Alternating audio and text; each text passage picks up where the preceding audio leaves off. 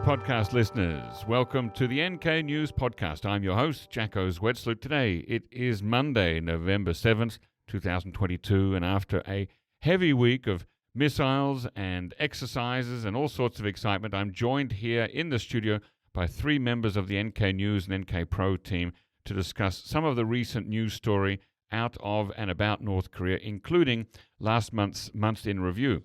But before we get started, just a reminder, please, everybody, leave a review about this episode wherever you found it, whether that's on iTunes, YouTube, Spotify, Audible, or any other platform. And make sure you share this episode with people on your social media so that we can get some more listeners there. We're still hoping, I haven't mentioned it for some months, but I'm still hoping to get 1% of Joe Rogan's listenership before I die. It's a modest goal.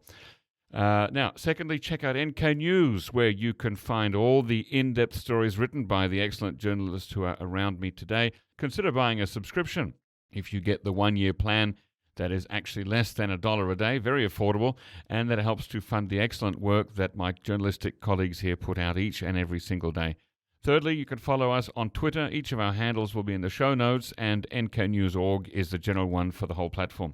So, to introduce our three guests on the round table today, we have my colleagues and roundtable veterans Jongmin Kim and James Fretwell, and for his NK News podcast debut, our newest team member, Shreyas Reddy. Welcome on the show, everyone. Thanks for having us.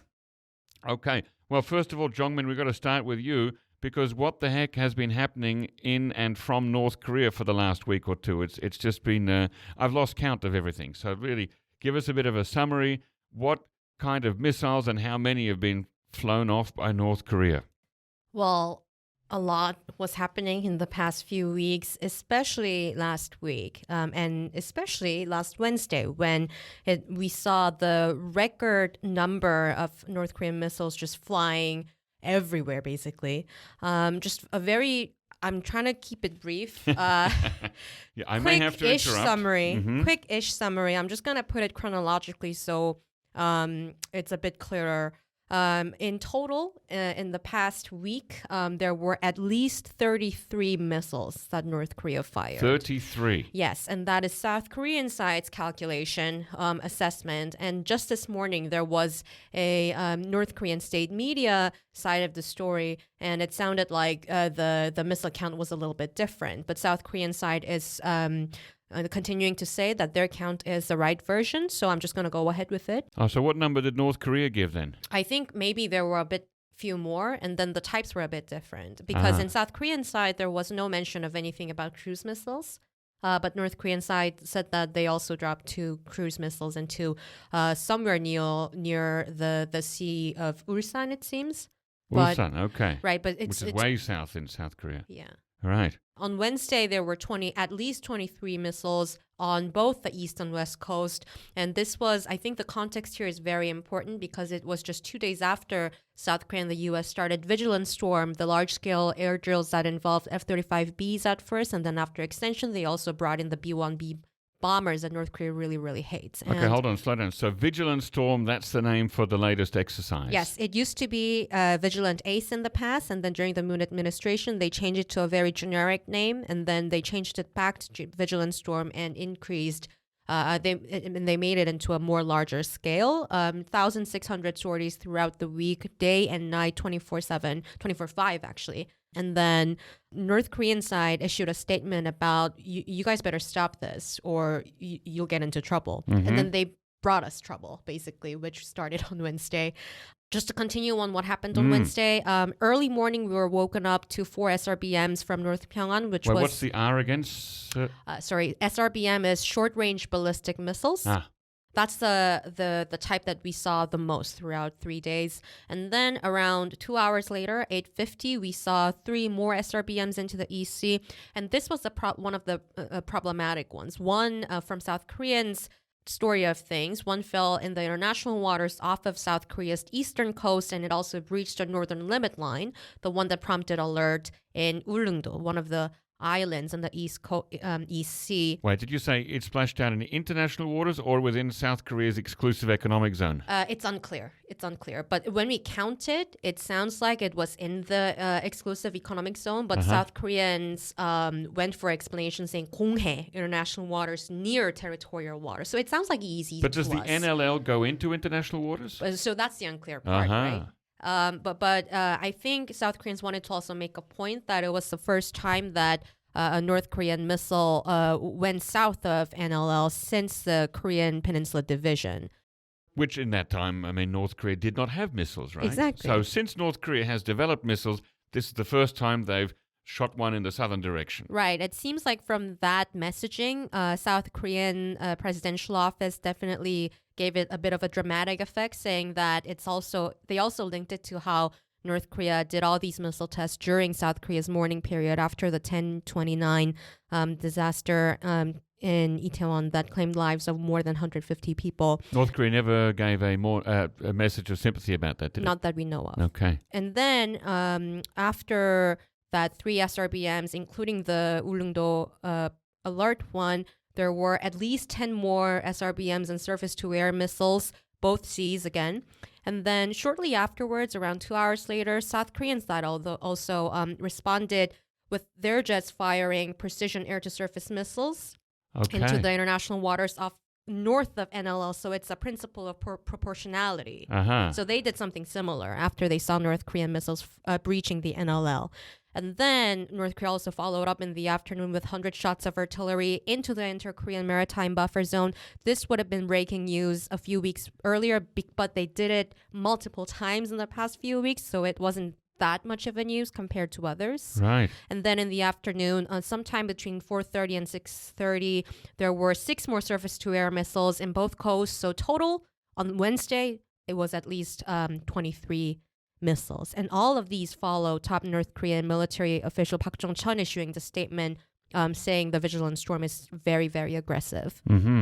Does this suggest anything new about North Korea's missile control systems, that it's able to fire such a large amount in such a short space of time? Does this suggest a new level of technology that we're unaware of? Well, it was, I think it was one of the recent trends in the past few months. South Koreans explained this or described this as mixed launching, mixing different types of ballistic missiles or different types of missiles at the same time simultaneously on both coasts or different regions. And it seems like it's part of the reason why they are doing it is to make sure that South Korean kill chain doesn't work that well and that it's shown as not that reliable. Because the whole idea of South Korean kill chain is to strike the origin, meaning missile base, before it flies and detecting it properly.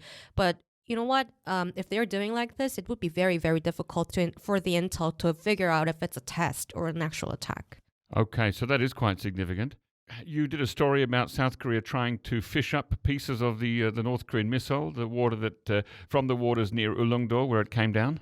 Yes, this could be, if they succeed, this could be a massive knowledge to South Korean intel, especially considering how North Korea has been firing a lot of new type solid fuel ballistic missiles as well. And just this morning, an hour ago, they did succeed in fishing up some of the remnants. Some of the remnants. Okay, so it's in pieces, we presume. Right, it seems. Right. So last time it happened was, I believe, 2016, when North Korea fired a long-range missile, and some parts of the first stage of North Korean missile that exploded after launch, they did fish it up, but it was much closer to the coast where it wasn't that much of a deep ocean. This time it was deep, but it seems like South Korea succeeded in doing that, but there's no more information on that, unfortunately. But then they may be able to reverse engineer and find out some things from it. Exactly. And just to add on a little bit, just very quickly, I talked about Wednesday missiles, and on Thursday, there were 3 more in the morning. Late night, there were 3, and then there were more artilleries. Friday, no missiles, but 180 trails of North Korean warplanes seen. Now North Korea is saying that it was actually 500 jets. We have no way to verify that, but they are saying that. Hold off on the planes. I want to come back to that. Just to the missiles again. Were there any more missiles from North Korea fired over Japan? Yeah. So one of the I think Thursday was that Thursday missile? Yeah, Thursday morning missile. It actually started off with a long range ballistic missile one, and Japan thought it already it is going to or already have flown across its airspace. So there was an evacuation alert for people in Japan. Wow. And then it turns out that it was an ICBM. According to South Korean military, it was an ICBM that failed midair. So it didn't cross Now, when you say Japanese failed, that territory. means it broke up or blew up or? It failed it basically means blew up. Okay. And it splashed down. And I think also one of the South Korean missiles that the surface, air-to-surface missiles failed too, didn't it? Right. It was Cheongung, South Korean interceptor missile. We call it MSAM. And it's actually a crucial part of South Korea's KAMD, which is one part of three pillar system, Korean air missile defense. Yes. And Cheongung is a homegrown missile. And as far as I know, there's no known case of it being blown up. But ironically, this news came up in the same day that North Korean ICBM also exploded. Oh. But it turns out Cheongung was exploded a day earlier during an air competition that was held by the Air Force. And then they were firing it. And then what happens with Cheongung is that if the connection's lost between the radar and the missile for a certain amount of time, they self-explode. So that's what happened. Okay, but that was during a competition, you say. Yeah. It was not part of the... not part of Vigilant Storm. Vigilant Storm or South Korea responding to North Korean missiles by firing over the MLL. Right, It's a separate thing entirely. Okay. So back onto these planes here. 180 North Korean Air Force planes in the air, but North Korea said it was, 500? 500. Does North Korea have that many planes, and does North Korea have enough fuel to fuel that many planes? Well, that's a big question mark, right? Well, there's two of them. And we are planning to write an analysis on it. If you are wondering the answer to that, we will write an analysis. Check out nknews.org. Excellent. All right. Check it out there. And last question before we move on to James. Jongmin, as our senior Seoul correspondent, someone who's looked at North Korea for several years, did last week feel particularly dangerous to you? I mean, were you stocking up on ramen and water at home? Well, not as far as that, but it not just as a journalist who covered this beat, but also as just a South Korean who was born and raised here, it did seem like an increasing risk of accidental clash between South Korea and North Korea, not just last week, but following the weeks in advance as well. But last Wednesday and Thursday was definitely that.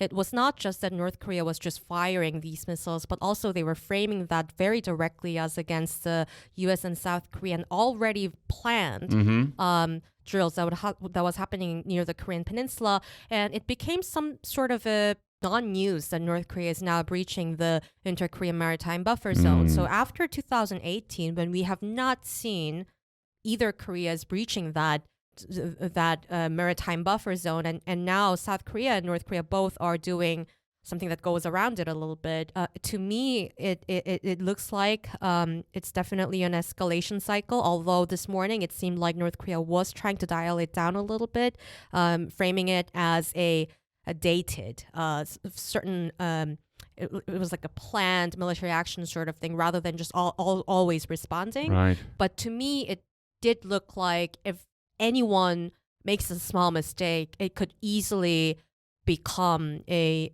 military clash that we saw in the worst escalation cycle in the past. Right. Gosh. Okay. Well, thanks for that, Jongmin. Moving on to James.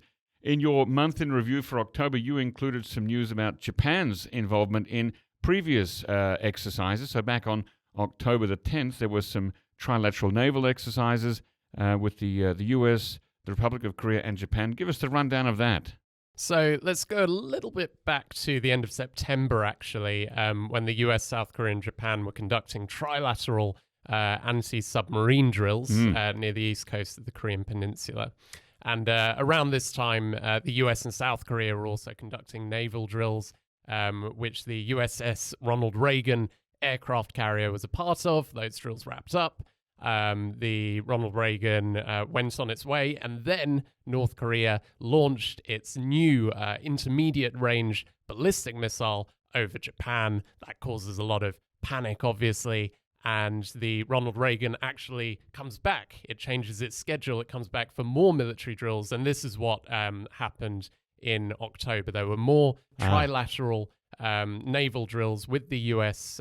So they were extras, unplanned, as it were. Right, yeah. And these drills were focused on detecting the North Korean missiles. Now, just give us a little bit of detail on Japan's role and extent within those exercises. So all the details that we have, they were, as I said, they were focused on detecting, tracking, and intercepting North Korean missiles, which is obviously a big deal at the moment because North Korea is firing off a lot of missiles over Japan toward South Korean waters, etc., etc. So cooperation between those three countries is going to be really key in preventing North Korea from doing a lot of damage. Did at any stage Japanese ships enter into Korea's exclusive economic zone or territorial waters? I'm not totally sure, but I think it was international waters near the east coast of the peninsula. All right. Now, the opposition Democratic Party, the party of former President Moon Jae-in and unsuccessful presidential candidate Lee Jae-myung, criticizes Japan's involvement in these trilateral exercises. What's the basis for their criticism? Well, obviously, there are a lot of deep-rooted historical differences, shall we say, between South Korea and Japan over the latter's colonial rule of the peninsula, and these differences still have big impacts on even the security environment to this day. You might think, well, all these countries, Japan, the US, South Korea, they have the same or similar security interests concerning North Korea. But, for example, Japanese troops are not part of the UN command, which is on the peninsula, due to the colonial rule issue. They are part of UNC REAR, which would support soldiers coming into the peninsula in the event of a war, but they're not directly involved on the peninsula. Now, Lee Jae-myung, who is the leader of the opposition party, he said that these drills are dangerous because it could be, like interpreting Japan's self-defense forces as an official military. He's described them as a pro-Japanese act, and he added that people in South Korea don't want to be moving towards this idea of a trilateral alliance between the US, South Korea, and Japan. Now, I don't think the Yoon Suk-yeol administration is planning to go quite that far at the moment, but it was a big thing that the current president wants to do, is to mend relations with Japan somewhat so that he can get all three sides on the same page concerning North Korea. But if, as you suggest, the Japanese ships merely stayed in international waters without entering Korea's EEZ, then it seems like the criticism is a bit hyperbolic, doesn't it? Well, if that's where they stay, then I suppose so. But of course, the concern is, where do we, what's the direction? Where are we going from here? How far is this going to? Is this cooperation going to go? And remember, one of the big issues between Japan and South Korea is actually over the small islands of Dokdo, or Takeshima, as they say in Japanese. This is territory that South Korea currently has, but Japan also claims. So a lot of South Koreans probably don't want the Japanese Navy floating around in Korean waters.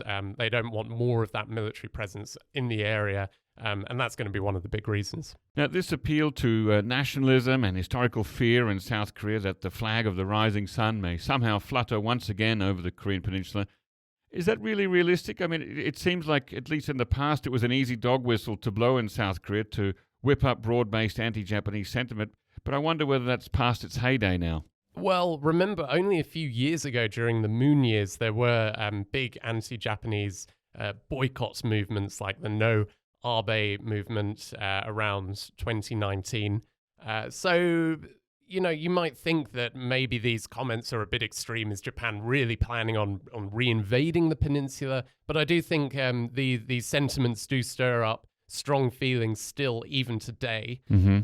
However, North Korea's continued missile launches, I think, are going to make the case for enhanced cooperation with with the, shall we say, original enemy, Japan, that case is going to become much stronger going forward.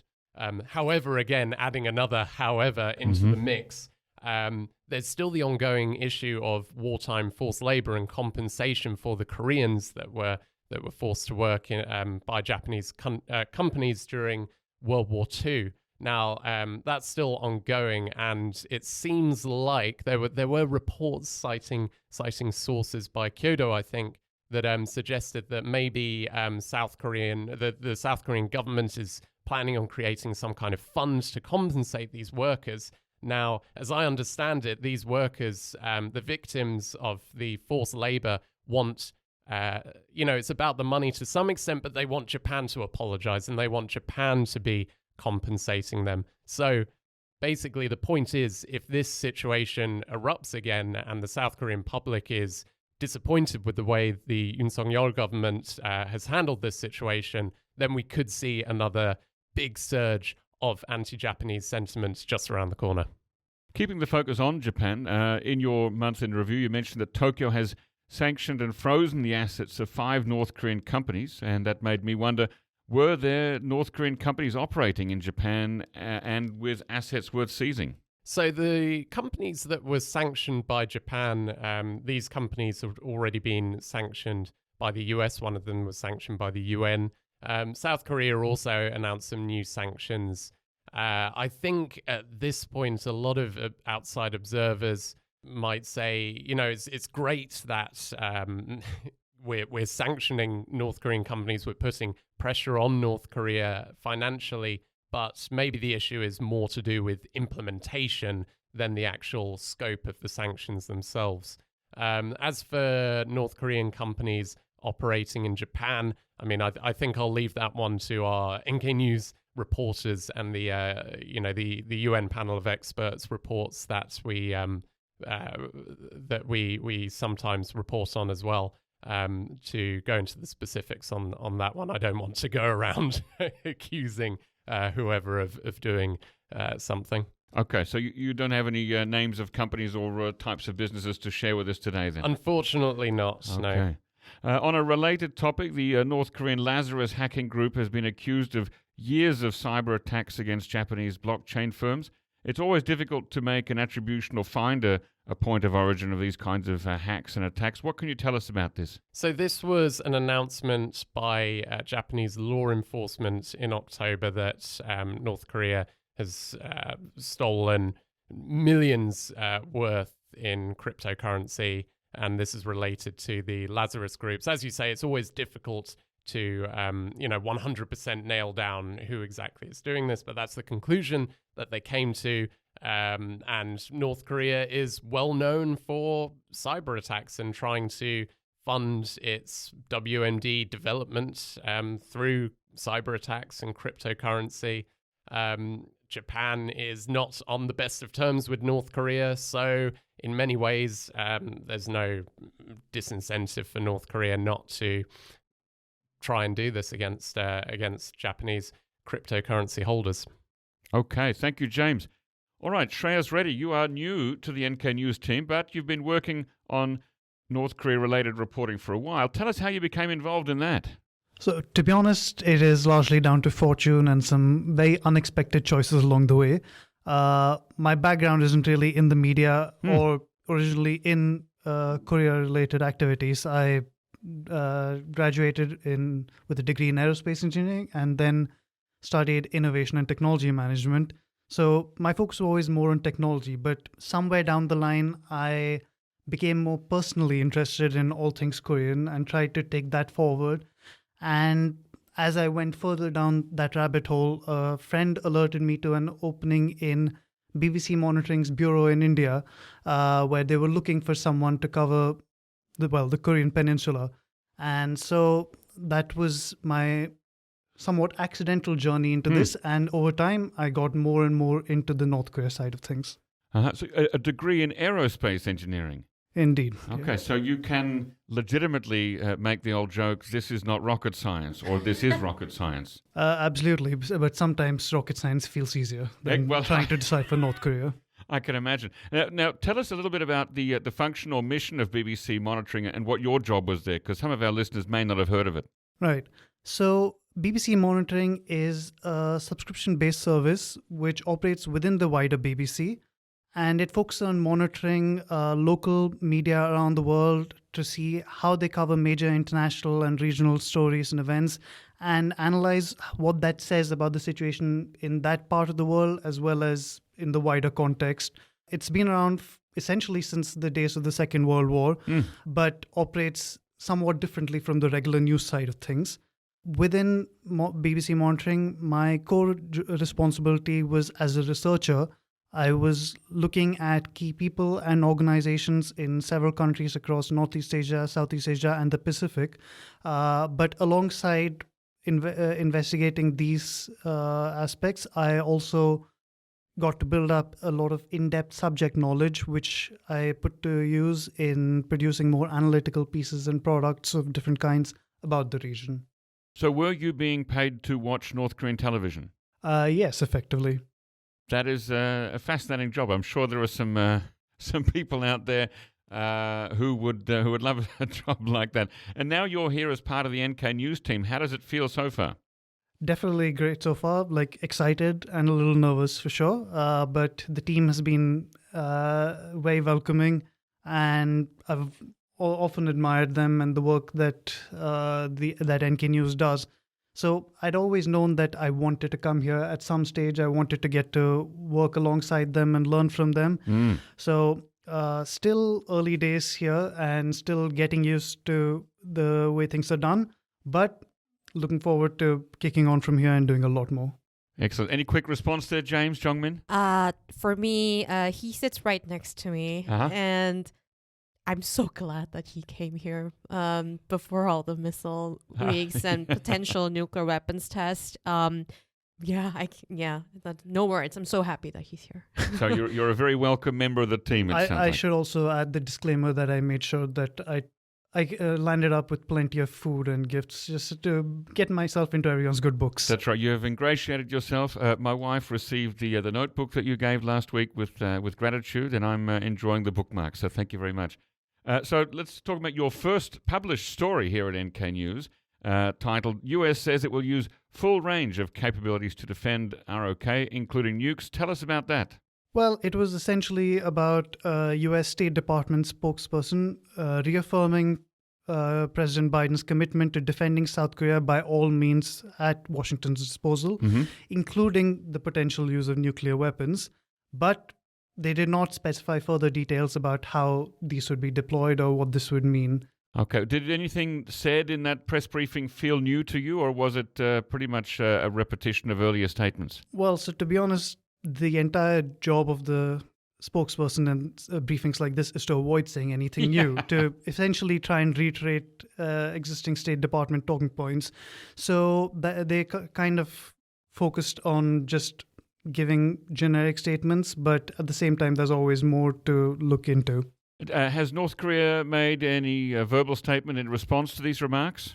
Not specifically to these remarks, but the North Korea has long maintained its objection to the idea of the possibility of U.S. nuclear assets in the Korean Peninsula. And I think they've always been very clear that when they talk about denuclearization of the Korean Peninsula from North Korea's side, that means also having no U.S. nuclear presence anywhere near here.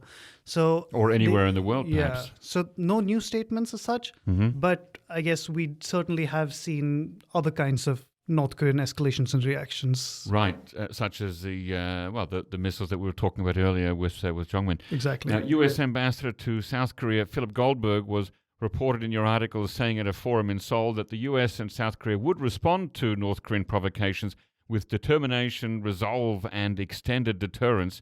That was in mid-October. Since those remarks were made, I think we can safely say that we have seen some provocative acts by North Korea, such as these missiles that we talked about into the South Korean exclusive economic zone, perhaps, or even into international waters in the direction of Ulleungdo Island. Have the US and South Korea responded with determination, resolve, and extended deterrence as you see it? Well, I guess the key word in that question is responded. And I think, as Jong-min pointed out earlier, this is the way the US and South Korea would approach this is that the Vigilant Storm exercise, for example, was something that had been planned months ago. Right. It has been something that was already on the agenda as a general course of action to ensure the stability in the Korean Peninsula, to improve their joint responses when dealing with North Korea. But so it perhaps is, you'd say it isn't necessarily an immediate response, but at the same time, it is part of a wider pattern of the US and South Korea trying to make sure that they work together more and more to be able to counter North Korea in the event of missile tests and other escalations such as what we saw over the past week. Right. So increasing the state of readiness, as they call it. Exactly. Right. Now, this story also mentioned a trend that we've been seeing lately, which calls for which are calls for South Korea to either develop its own nuclear weapons or buy them, or for the US to deploy tactical nukes on the Korean Peninsula again. Have you seen any sign yet that this idea is receiving serious consideration by the US side? So the US government has avoided commenting directly on the possibility of deploying tactical nukes to the Korean Peninsula. It has repeatedly stressed, particularly in the last few weeks, that in its efforts to counter North Korea, it is willing to leave the nuclear option on the table, but it does not specify where it will deploy those assets or how. Right. Okay. Well, let's turn to Jong-min and continue on that theme, talking about South Korea's nuclear weapons. We have now conservatives from the ruling People's Power Party who not only want to scrap the recent 2018 inter-Korean military agreement signed between former President Moon and Kim Jong Un, but they also want to go back and scrap the 1991 joint inter-Korean declaration committing to keeping the Korean Peninsula nuclear-free. Tell us about that. Well, yes. Although it was just a couple of lawmakers in People Power Party at first, it was echoed by a lot more in coming weeks. And the people who started this conversation were Chung Jin-seok, the deputy speaker of the National Assembly, and also Kim Gi-hyun, a very powerful lawmaker in People Power Party. So their basic claim is, just to provide you context a little bit, People Power Party have been increasing voices on how South Korea needs self-empowerment when it comes to nuclear weapons. And this implies that they don't really trust U.S. extended deterrence, reading between the lines. So it was in and of itself a bit controversial because they were supposed to be like very pro-U.S. alliance sort of people. But then they started that conversation after North Korea updated the nuclear doctrine law, basically allowing justifying preemptive strikes against other countries, including South Korea. And some lawmakers, including Chung Jin-seok, started talking about how there are some documents and conversations in the past decades that is sort of blocking the bandwidth of South Korea empowering itself with more defense assets, including nuclear weapons. And they have been starting to refer back to the 1991 Joint Declaration, first ever and only important document that was signed in detail about how to denuclearize the Korean Peninsula. So the phrase denuclearization of Korean Peninsula basically comes from that document because the logic is both Koreas would not have nuclear weapons. We won't deploy it. We won't proliferate it, so on and so forth. There are principles laid out in that declaration. And so far, the reason why South Korea has been pushing so much for the term denuclearization of Korean Peninsula was basically based on that document from Seoul's point of view, saying we don't have it, so you should not have it, sort of logic. But what South Korean lawmakers on the conservative sides are now saying is that we kind of need it.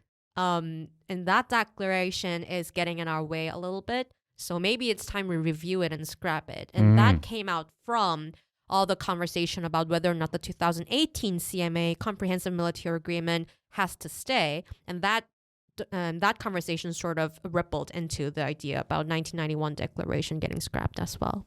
Yeah, under that 2018 CMA, Comprehensive Military Agreement, the firing of North Korean missiles across the NLL into South Korean waters and then the firing of South Korean air-to-surface missiles in the opposite direction, that doesn't seem to be in keeping with that 2018 agreement. Right, so that's the whole thing. It looks like it's some sort of chicken game on who says it first, although in action they are actually breaching them. Of course, North Korean side breached it first, and they breached it multiple times. And South Korea only did it in response to it.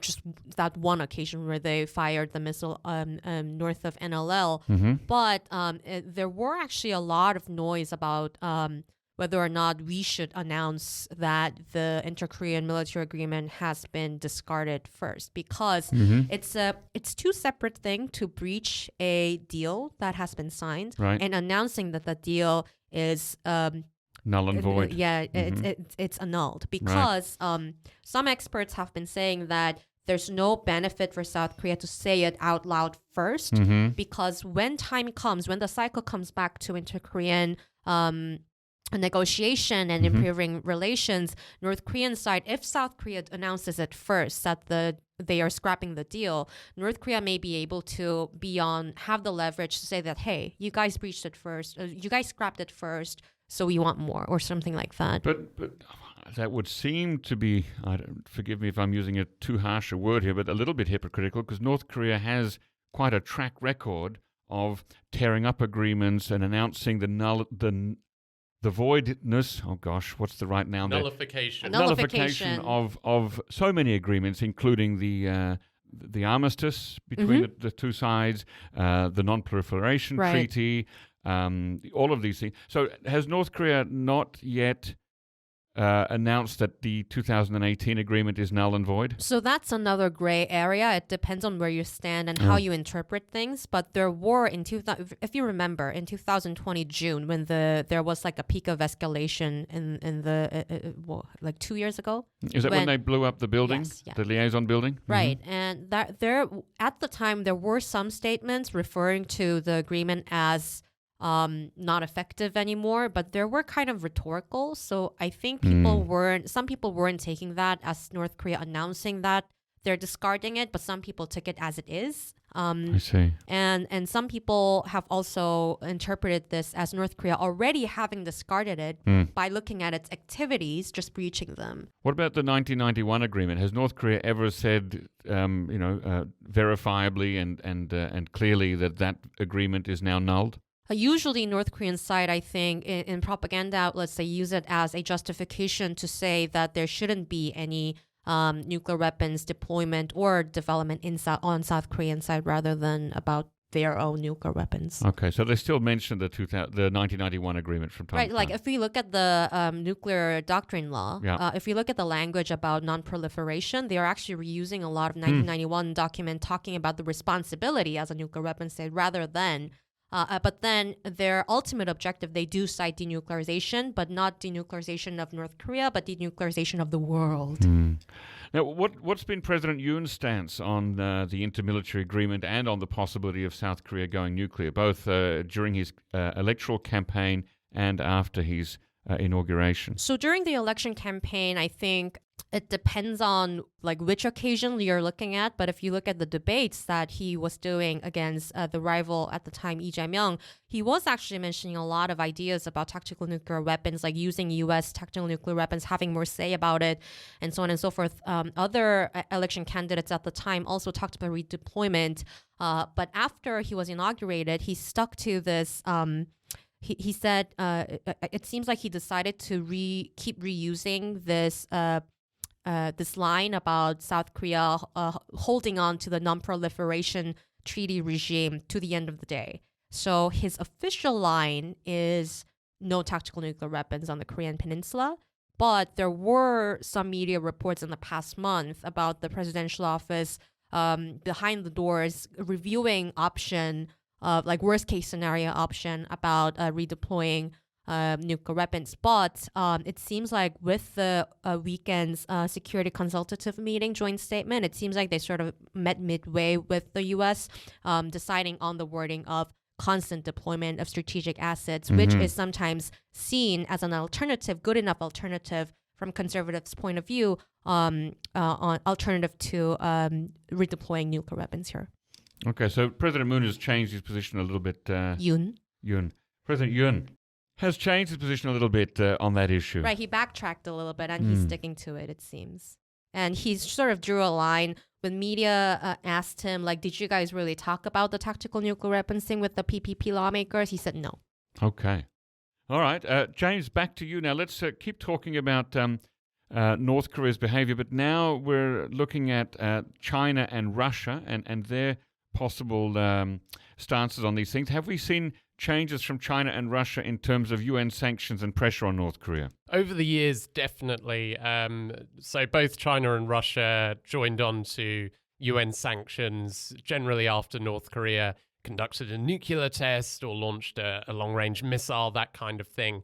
But this spring, China and Russia did not sign on to UN sanctions after North Korea launched its new Hwasong-17 intercontinental ballistic missile.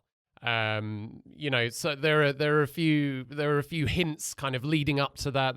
Will they, won't they sanction North Korea? They've previously suggested loosening sanctions on North Korea, and one of the reasons was the humanitarian consequences it would have on the country. So humanitarian groups have sometimes complained about the impact that sanctions have on their work. So there is something to that, but this also comes at the time where great power competition between the US, China, and Russia over issues like Taiwan and Ukraine is heating up. So it seems like it might be a little bit of a situation of the enemy of my enemy is my friend. Now, speaking of the Ukraine, Russia has accused South Korea of sending weapons to Ukraine. It also asked a rhetorical question, how would you like it if... ... So tell us about the criticism and the rhetoric. Now, this was really quite interesting because Russian President Vladimir Putin said this, and he said that we know, very confident that South Korea has decided to send weapons and ammunition to Ukraine. Now, South Korea has really gone out of its way to say, we're sending humanitarian aid to Ukraine, but we are not sending the weapons. It's really, it said this just shortly after the invasion of Ukraine, and the South Korean President Yoon also said that, that we've not sent weapons to Ukraine. It wants to make this really clear. It has made a really big arms deal with Poland recently, but no direct weapons aid to Ukraine. But of course, the worrying thing from the South Korean perspective is that if whether or not South Korea has or has not sent weapons to Ukraine, if Russia thinks that it has, and the Russian president is rhetorically asking, how would you like it if we resumed military cooperation with North Korea, then obviously South Korea is going to be worried about that. You write in the month in review that Russia and North Korea have both been helping each other at the United Nations. How so, and why is this significant? Generally, whenever there's a UN statement resolution that's going to condemn Russia on its actions in Ukraine, North Korea will vote against it, and it will support Russia. It's going to be one of the really handful of countries that is not just refusing to vote, but actually actively supporting Russia in that domain. And in return, Russia also seems to not be supporting sanctions resolutions. China has also been supporting North Korea at the UN to some extent, but it recently, there was a resolution condemning North Korea's previous nuclear tests, and China voted, to include this paragraph, whereas Russia didn't vote. So there was, some interesting looks at that. Does this mean that China is being harsher on North Korea than Russia? And we'll have to wait and see. But generally speaking, at the UN, yes, China and Russia are being much softer than they used to be. During China's recent party congress in October, did North Korea fire any missiles? No missiles, and there was a lot of speculation whether they would fire missiles leading up to that the party congress, whether they'd even do a nuclear test. Obviously, relations between China and North Korea have improved a lot since the last nuclear test. So there were many people saying, well, North Korea will probably keep things quiet during the Congress because it's Xi Jinping's big moment. He wants to look like he's in control. He's doing a great job as he's going into his third term. But, of course, North Korea, there were a lot of tensions on the peninsula. The US and South Korea were conducting military drills, and it seemed that it was this cycle of escalation that, Jong-min spoke earlier about this, but, the North Korea launches some missiles, and the US and South Korea respond with military drills, and then North Korea feels like it has to react in a way it can't back down. So we thought, possibly North Korea will do something, but no missiles this time. South Korean intelligence, though, has it predicted a while ago that there perhaps might be a nuclear test sometime between the end of the Congress and before the US midterm elections, which are tomorrow. Well, not Tuesday America time, Wednesday Korea time. So depending on when this podcast comes out, I mean, it'll come out Tuesday afternoon Korea time. Yeah. So this is what a lawmaker said. I should clarify based on his meeting with intelligence. But so that's why the party congress was so important. Watch this space. How was the party congress reported in North Korean media? Did it get a lot of photos and write-ups? It got an entire page devoted to it in the ruling party daily Rodong Shinmun, which is not a thick paper by any means, so it's so a full page is a big deal. Indeed, and there were lots of reports on all the messages that Kim Jong Un and Xi Jinping exchanged around that time. So it was a big deal. Lots of language of praise for China. Now, what kind of verbal pressure did Beijing put on Washington in regards to U.S. military exercises and joint exercises, combined exercises, and responding to North Korean missiles that have been launched? Well, as I've said earlier, China and Russia are being softer on North Korea, and at the same time, they're also telling the U.S. and South Korea that you guys are kind of responsible for raising tensions on the peninsula with your military exercises. So I think the image that China is trying to paint is perhaps that, we don't endorse the nuclear tests or the missile tests, but look, frankly, you guys also have to cut out the military exercises. And once you do that, and you can create this positive environment for talks, and then maybe after that we can make some progress on issues on the peninsula. What's the wider significance of China and Russia giving succor to North Korea like this? It's going to perhaps give North Korea an opportunity. It's going to send the signal that if we test missiles, then there's going to be very little done about it, frankly. There's lots of UN sanctions pressure on paper against North Korea, but unless these sanctions are properly implemented, then they're never going to be able to realize their true effect. And the vast majority of trade and whatever that goes into North Korea, it's all going to be coming through China and Russia. So it really needs the international community, the US and its allies, needs China and Russia on side. And if they're not going to get that support, then it's going to be a lot harder to leverage that pressure. It all falls down. Now, the last couple of years, especially the last 8 months, have seen a lot of North Korean missile activity. However, we haven't seen a North Korean nuclear test since 2017. That was the 6th test, and North Korea has been saying for a while now that it's preparing to test getting ready for a 7th test, which may or may not happen in the next 48 hours. But is it possible that China and Russia will continue to remain soft on North Korea even if it tests its first nuclear device in 5 years? I think absolutely. There's a lot of nuance in that. I mean, you could argue that even though China and Russia supported UNSC sanctions, it voted for them after the last nuclear test. Well, did it really implement them properly? So, does it even matter at the end of the day? If China votes to support another round of UNSC sanctions, Russia, I would imagine, would probably veto it. They've seemed to be going a bit further than China in supporting North Korea at the UN. But yeah, absolutely, there might not be sanctions in spring after the ICBM launch. They didn't support new sanctions, and they can cite things like the humanitarian impact, for example. They don't have to come out and say it's because we want to annoy the US. they Right. can say, we're not supporting this because of the adverse effects and also because it's South Korea and the US's fault for their military drills, Yep. et cetera, et cetera. So, yeah, don't expect a strong response from China and Russia on this one. Thank you very much, James Fretwell. Turning now to Shreyas. In another story reported by you, North Korea released a 31-page propaganda booklet in the Korean language, which was then digitized and stuck up on its website, Uri Minjokgiri, which it uses to target South Koreans. What's the message of that booklet? Well, the message in itself, the core message is perhaps not all that new in that it reiterated old claims blaming South Korea for bringing COVID into the north and particularly defectors who are defect activists based in the south. It blamed them for sending COVID in through leaflets and balloon launches across the border.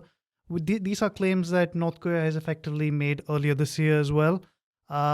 So in that sense, it's nothing new, but it was perhaps the format that it used, the booklet, and one that was specifically clearly aimed at South Koreans given the manner in which it was distributed. And as usual, it also went and took that a little further. When you have 31 pages, you can expand on that to go ahead and criticize South Korean conservatives, another old target, as well as the US for their history of psychological warfare, as the booklet put it.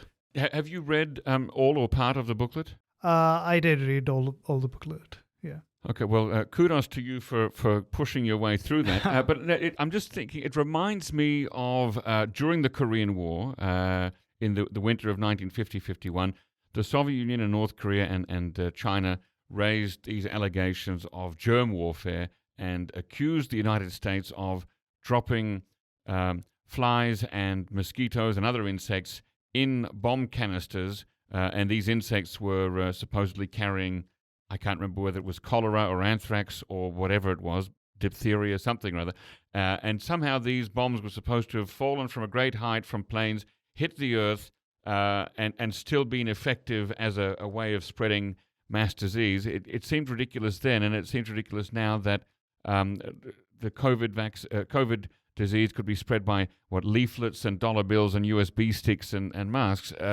Did the booklet that you read actually mention germ warfare during the Korean War? In fact, it did mention the U.S. history of, as it called, psychological warfare. So it included the bombing during the Korean War and the spraying of leaflets and all during the Korean War, as well as the Gulf War in the 90s. Mm-hmm. So it brought these up to indicate that as far as North Korea is concerned, the US is the pioneer when it comes to psychological warfare through these leaflets, and that effectively South Korea is just taking up those particular tactics now.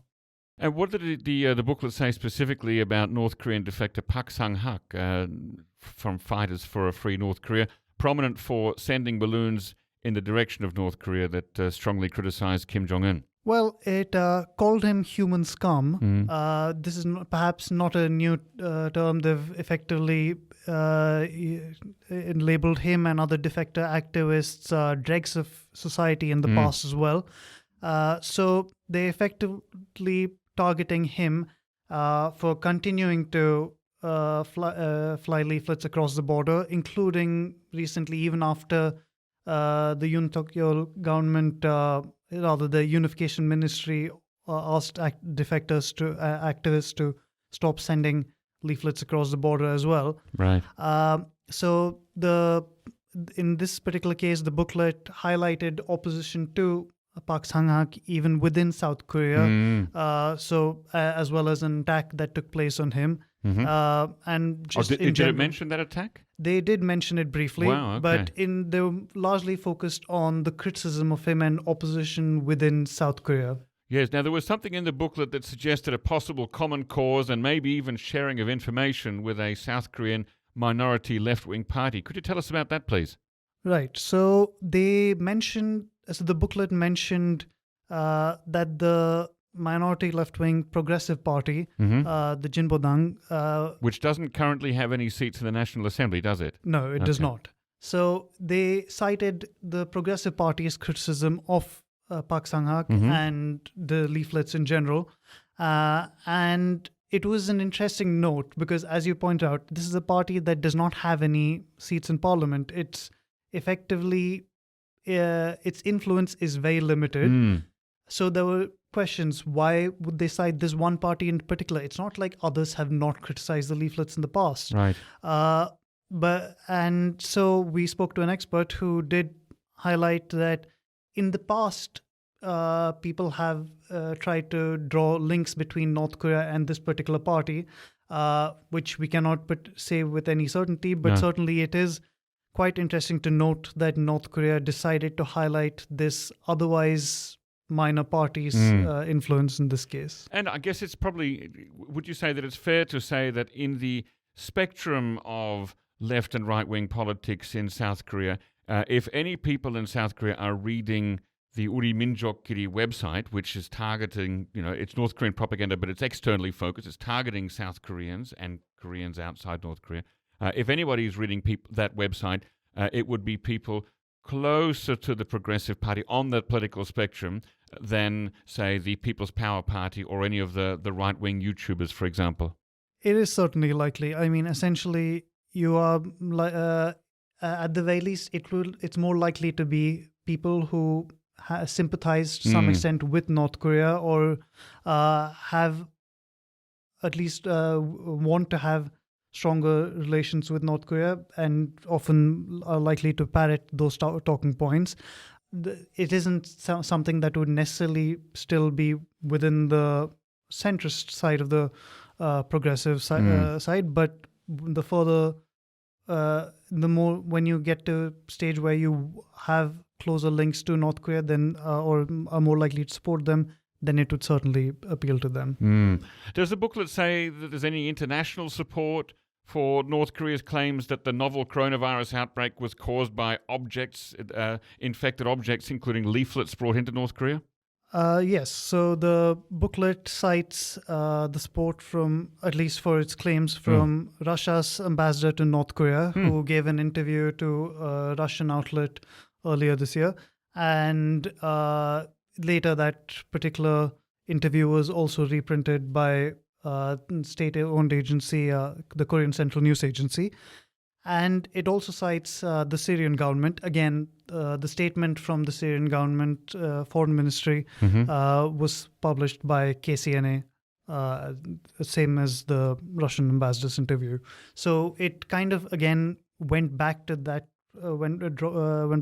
well and tried to bring up those old talking points while trying to reiterate it from North Korea's side. But generally, globally, that's an idea that's not supported by the World Health Organization, is it? Certainly not. Although the booklet, again, it did kind of claim WHO had supported the idea that COVID could persist on physical objects such as tables or leaflets or whatever. But essentially, that is something that that feels a little disingenuous, because that is something that since the early days when these theories were flying around, there have been lots of studies on it. Yeah. And as of now, certainly the widely held medical belief is that it certainly does not last long enough on surfaces to be able to increase transmission. Okay, thank you very much, Shreyas. Okay, everybody, quick final thoughts, prediction stories to come. What are you watching in the next few days? Well, of course, we're watching the nuclear test, which has been predicted for a while. But I'm also watching, if you remember in September, Kim Jong Un. No, that's a world away. No. Kim Jong Un gave a speech, and the language was very vague, but he kind of suggested that the country would begin a COVID vaccination campaign around November. And we're recording this on Monday, November the 7th, and we've not heard anything from North Korean state media on that. There have been some Daily NK reports citing, unnamed sources that have reported on vaccinations going on in various places in the country. But of course, that would be a really big thing. So that's something that I'm definitely going to be looking at over the next month. Okay, well, winter, as they say on a show that I never watched, is coming. So now is probably a good time to think about getting vaccinated for COVID if you're not already vaccinated. Jongwon, what do you got your eye on? For me, I think it was a little bit overshadowed over all the North Korean missile tests, but there were faulty South Korean missiles, explosions and crash landing and losing contact with the radar and so on and so forth. So I think it puts the whole kill chain and Korea air and missile defense system into question. So I'm looking at the potential space of increasing criticisms against like whether or not South Korean missile defense is really reliable, and also whether or not South Korean conservatives will continue their arguments about although it's a constant deployment of strategic assets, we still need tactical nuclear weapons if that's going to go anywhere, that discussion. And I'll be looking for the story to come, which may be out by the time this podcast is up, about the 150 or 180 or 500 North Korean fully fueled jet air fighters up there. We'll do our best. Fascinating. Okay, and Shreyas, what have you got your eye on? Well, coincidentally, I am going to be looking at those North Korean jet fighters and trying to follow up on trying to see what are North Korea's actual capabilities in that area, in how well-placed is their Air Force to be able to keep doing things like these. Right, yeah. And other than that, later this week, we're likely to, there's talk of a potential trilateral summit between the leaders of the US, Japan, and South Korea on the sidelines of the ASEAN summit. So we'll look to see whether anything comes out of that, particularly given the last week's escalations. Okay, that could be interesting to watch. Well, thank you very much, Jongmin Kim, Shreyas Reddy, and James Fretwell for joining me on this monthly podcast roundtable. Ladies and gentlemen, if you already have an NK News account and if you're a think tank, business, or academic institution, take a look at our NK Pro. Our NK Pro platform offers unparalleled services specifically catering to the needs of professionals who monitor developments on the Korean Peninsula. There is also another service, Korea Pro. Jongmin, you're a big part of that, aren't you? Yes, I am. Right, Korea Pro, focusing on news from South Korea, better than the English language media here in South Korea. Is it not, would you say yourself? It is true. Excellent. So people can inquire about access and a free trial membership by sending an email to membership@nknews.org today. Our thanks, as always, go to Brian Betts and Arius Dare for facilitating this episode, and to our post-recording producer genius, Gabby Magnuson, who cuts out all the extraneous noises, awkward silences, and sneezes. Thank you very much, and listen again next time. Bye-bye.